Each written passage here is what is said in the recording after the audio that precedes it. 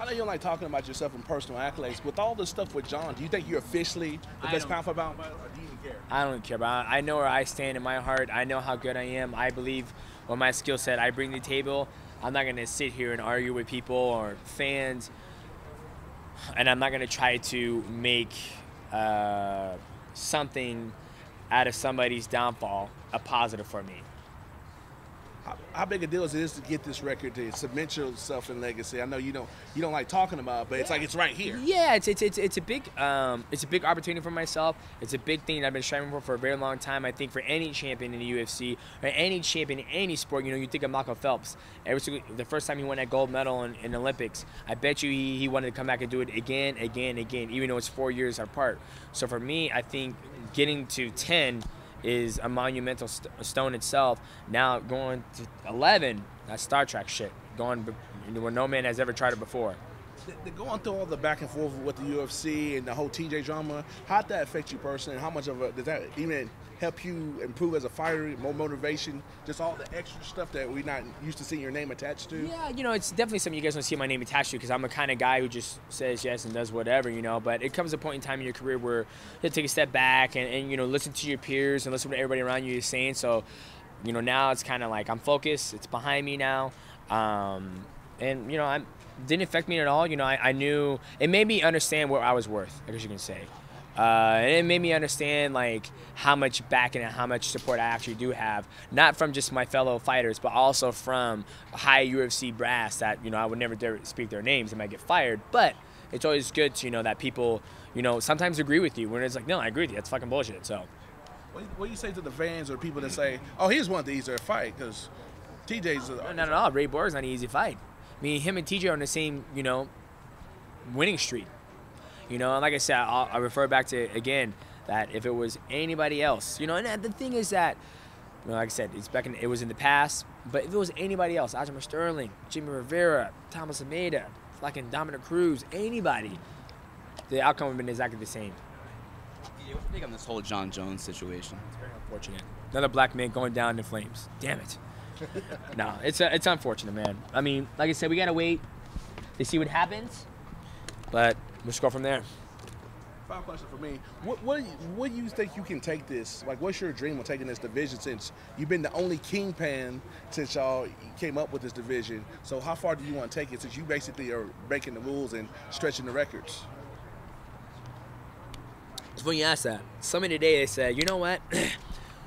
There's never nobody who's gonna have a bigger name than you in the flyweight division because you always beat people. And I was like, well, you look back when Anderson Silva was so dominant. The one thing that gave the UFC time and opportunity to build an A side or a B side was that Anderson Silva would fight maybe once a year, maybe like twice a year, but mostly he was only once a year. I remember him fighting once a year. Even Jose Aldo, there was a point in time when he only fought once a year. I fight 2 times a year. I'm just as active as the contenders itself. So for me to be able to do that, I need to take time off so they can build a startup. But the way my structure is right now, pay structure, ain't fucking happening anytime soon. I'm gonna get it in as much as I can. That way, when it's time for me to go one fight a year, then I can be able to do that so they can build something. But I'm very active on social media. I'm very active on building my brand. I'm 31 years old. I've been in this game since UFC, since 2011. So it's going to be very hard for somebody to build a name in this division. But as long as I'm here, I'm going to keep on knocking them down. Talked about obviously building your name, building your brand. You've signed with first round management with Maki Kaba. Have you noticed a difference since you've signed with him? I mean, we just literally started working together. But we've worked on a couple deals already together. And it's always weird. I mean, as an athlete and as a fighter, you always have to look at things totally different as a business standpoint of things. If a fighter just looks at things just fighting, they're going to miss the opportunities to capitalize on that hopefully that big paycheck. And I'm hoping that Maki Kaba is able to do that for me and bring more of the business strategizing to the table, I guess you could say. But other than that, everything's good. I'm out here by my fucking self. I don't need Maki right here telling me what to do. I mean, I've always laughed at people when they bring their fucking managers to these things. It's like, it might be a comfort thing. I don't know, but I do these things on my own. I'm a grown ass man. I don't need any company, So for me, it's just, Maki's good so far. Not worried about anything. You talked about building stars in your division. What did you think about Sergio Pettis' last win? I thought his last fight was good. I watched the first round and a half, and I stopped because I knew what was going to happen. I knew. The first round, he lost. Yeah, I knew that. I know that, but that's what I said, the first round and a half. Like, after the first round, and I saw this pretty much at the beginning of the second round, I knew how the fight was going to play out. I knew that Brandon Moreno didn't have the skill set to cross the distance. I knew Sergio Pettis didn't have the skill set to drop down and do a double leg or get him in a Muay Thai clinch or to take him down past his guard and mount him and submit him. I knew the fight was going to play out like that. I knew Brandon Moreno would just do this and move and throw wild punches. So I knew right there that, okay, I see where these guys' deficiencies are already. So I didn't need to watch the rest of the fight. I mean, I watched it, but I wasn't like I was working. And then after the first round I was watching, I was like, okay, he got his back, arm, body triangle. He's a long, lanky 125er.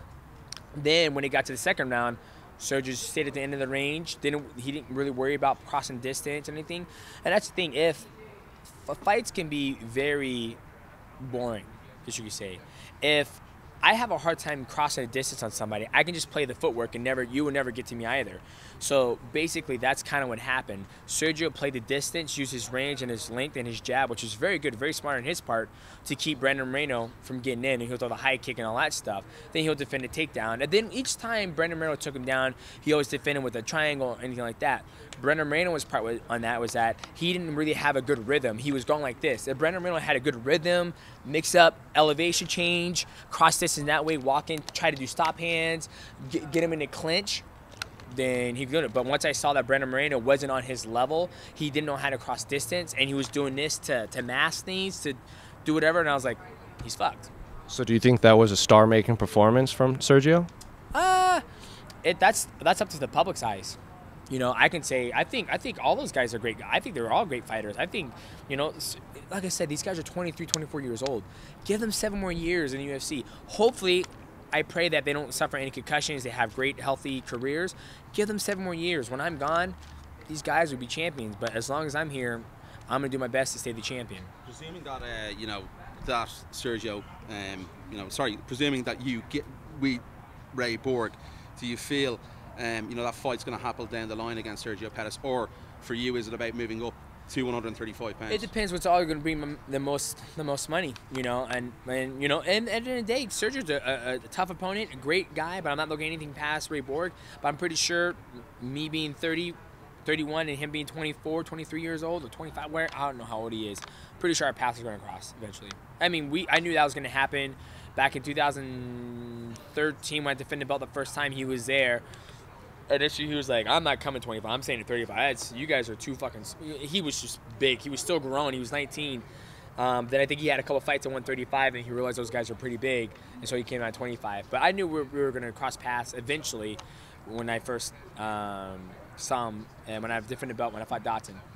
On the other side of the Jones story is Daniel Cormier, who's kind of in a weird spot. Could you imagine what he must be going through right now as far as the emotional roller coaster? Nah, I mean, he's with his family right now. He's with the people who care about him the most. He's got a beautiful wife, beautiful children, and that's what matters most. And they're all healthy. They're all happy.